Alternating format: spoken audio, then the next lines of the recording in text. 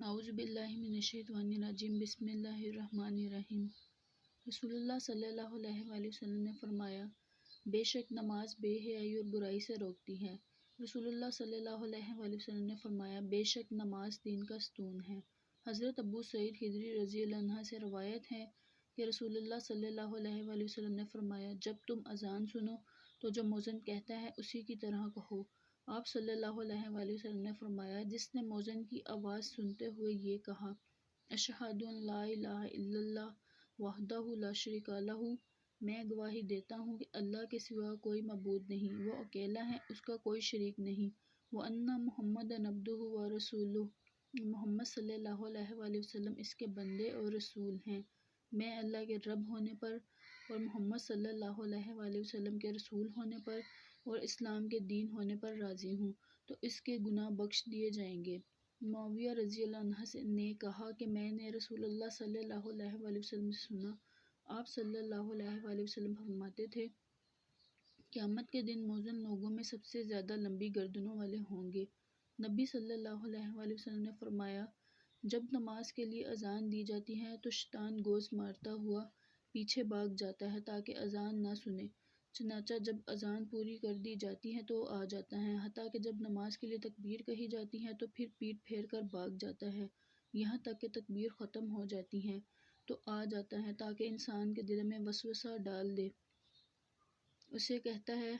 فلاں چیز کو یاد کرو، فلاں چیز کو یاد کرو، وہ چیزیں جو اس سے پہلے یاد نہیں آتی، یہاں تک کہ آدمی کی یہ حالت ہو جاتی ہے کہ اس کو پتہ ہی نہیں چلتا کہ اس نے کتنی نماز پڑھی ہے۔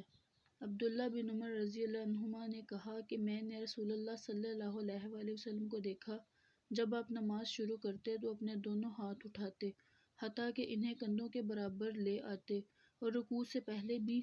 اور اس وقت بھی رکوع سے سر اٹھاتے، آپ دو سجدوں کے درمیان انہیں نہ اٹھاتے تھے۔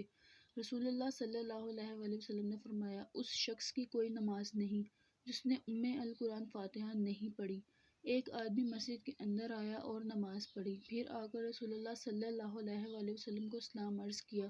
رسول اللہ صلی اللہ علیہ وآلہ وسلم نے اس کے اسلام کا جواب دیا اور فرمایا، واپس جاؤ اور نماز پڑھو کیونکہ تم نے نماز نہیں پڑھی۔ وہ آدمی واپس گیا اور اسی طرح نماز پڑھی جیسے پہلے پڑھی تھی، پھر نبی صلی اللہ علیہ وآلہ وسلم کے پاس آیا اور اسلام عرض کیا تو آپ صلی اللہ علیہ وآلہ وسلم نے فرمایا، وعلیکم السلام،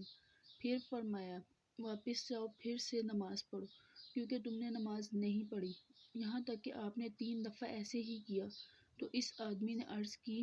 اس ذات کی قسم جس نے آپ کو حق کے ساتھ بھیجا ہے،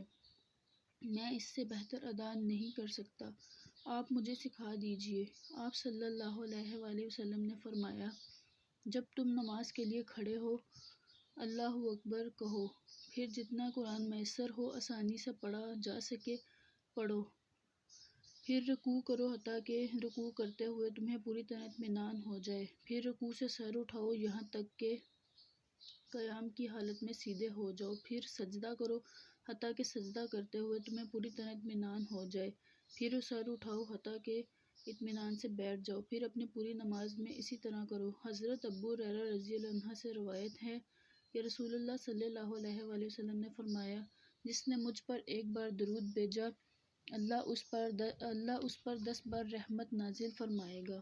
رسول اللہ صلی اللہ علیہ وآلہ وسلم نے فرمایا، جب امام سمی اللہ لمن حمیدہ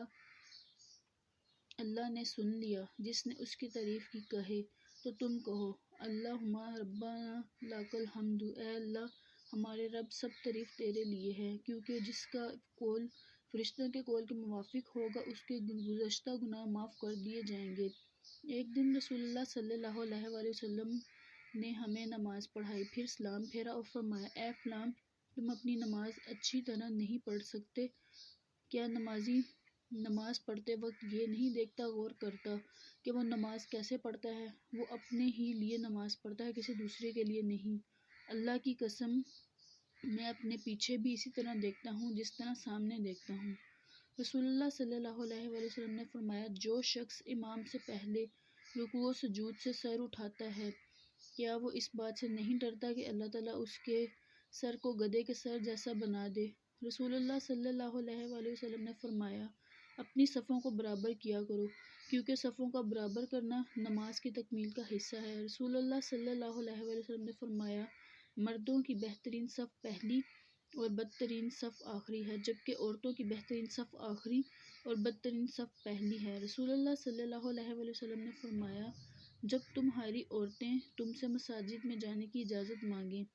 تو انہیں اجازت دے دو۔ نبی اکرم صلی اللہ علیہ وآلہ وسلم نے فرمایا، جب تم میں سے کوئی مرد لوگوں کی امامت کرائے تو وہ ہلکی نماز پڑھائے، کیونکہ ان نمازیوں میں بچے، بوڑھے، کمزور اور بیمار بھی ہوتے ہیں، اور جب اکیلا پڑھے تو جیسے چاہے پڑھے۔ ابو صالحہ نے حضرت ابو رضی اللہ عنہ سے روایت کی کہ رسول اللہ صلی اللہ علیہ وآلہ وسلم سجدے میں کہا کرتے تھے، اے اللہ میرے سارے گناہ بخش دے، چھوٹے بھی اور بڑے بھی، پہلے بھی اور پچھلے بھی، کھلے بھی اور چھپے بھی۔ رسول اللہ صلی اللہ علیہ وآلہ وسلم نے فرمایا، مجھے حکم دیا گیا ہے کہ میں 7 اعضاء پر سجدہ کروں، بالوں اور کپڑوں کو اکٹھا نہ کروں، سجدہ پیشانی اور ناک، دونوں ہاتھوں، دونوں گھٹنوں اور دونوں پاؤں پر کروں۔